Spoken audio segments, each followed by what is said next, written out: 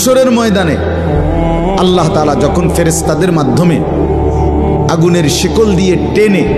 জাহান্নামকে হাসরের মাঠে এনে দাঁড় করাবে, মনে করেন এখানে আইনা রাখবে, আমরা সবাই তাকাবো, এরকম হাসরের মাঠে যখন জাহান্নামকে আনা হবে, এই জাহান্নামের দিকে এক নজর তাকাইয়া হাসরের ময়দানের সমস্ত নাফরমান পাপী বেঈমান আবারও বলবে আল্লাহর কাছে, রব্বানা আখিরনা ইলা আজালিন করিব, আল্লাহ একটু সময়ের জন্য দুনিয়াটা আবার ফেরত দেন, হায়াত আবার ফেরত, সময়গুলো আরেকবার দেন, আরেকটু সময় দেন, নুজিব দাওয়াতাক,